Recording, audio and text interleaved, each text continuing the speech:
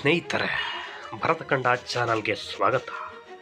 ಬಹಳ ವರ್ಷಗಳ ಹಿಂದೆ ಕರ್ನಾಟಕದ ಹಲವಾರು ಗ್ರಾಮಗಳಲ್ಲಿ ವಿಚಿತ್ರವಾದ ಘಟನೆ ನಡೆಯುತ್ತಿದ್ದವು. ರಾತ್ರಿ ಹೊತ್ತು ಜನರು ಮನೆ ಬಾಗಿಲು ತಟ್ಟುವ ಹೊರಗೆ ಯಾವುದೋ ಪರಿಚಿತ ಧ್ವನಿಯಲ್ಲಿ ಕರೆಯುವ ಘಟನೆಗಳು ಹೆಚ್ಚಾಗಿದ್ದವು. ಬಾಗಿಲು ತೆಗೆದು ನೋಡುತ್ತಿದ್ದರೆ ಅಲ್ಲಿ ಬಿಳಿ ಸೀರೆ ಹಾಕಿಕೊಂಡು ಉದ್ದ ಕೂದಲಿನ ಹೆಂಗಸು ಕಾಣಿಸಿಕೊಳ್ಳುತ್ತಿದ್ದಳು.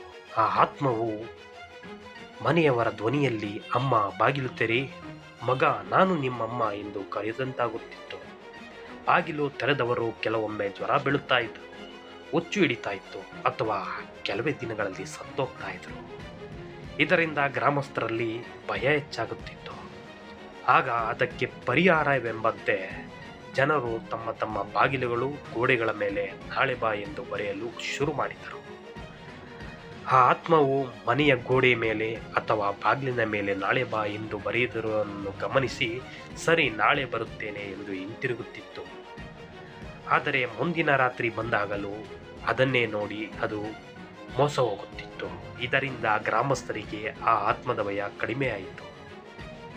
ಇದೊಂದು ಕಥೆಯಾದರೆ, ಇನ್ನು ಕೆಲವರು ಇದೊಂದು ಮದುವೆಯಾಗದ ಹೆಂಗಸಿನ ಪ್ರೇತ ಎಂದು ಹೇಳುತ್ತಾರೆ.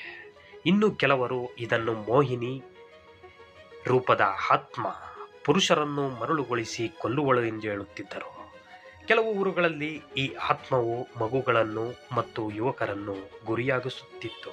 ಇದು ಹೆಚ್ಚು ಫೇಮಸ್ ಆಗಿದ್ದು 1990ರ ದಶಕದಲ್ಲಿ ಬೆಂಗಳೂರಿನ ಸುತ್ತಮುತ್ತಲಿನ ಗ್ರಾಮಗಳಲ್ಲಿ ಹೆಚ್ಚು ಪ್ರಸಿದ್ಧವಾಯಿತು.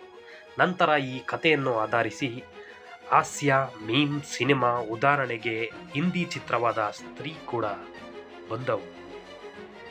ಇಂದಿಗೂ "ನಾಳೆ ಬಾ" ಎಂದು ಅತಿಥಿಯನ್ನು ತಮಾಷೆಗೆ ಓಡಿಸಲು ಇದನ್ನು ಬಳಸುತ್ತಾರೆ. ಸ್ನೇಹಿತರೆ, ವಿಡಿಯೋ ಇಷ್ಟ ಆಗಿದ್ದರೆ ಲೈಕ್ ಮಾಡಿ, ಶೇರ್ ಮಾಡಿ, ಸಬ್ಸ್ಕ್ರೈಬ್ ಮಾಡಿ.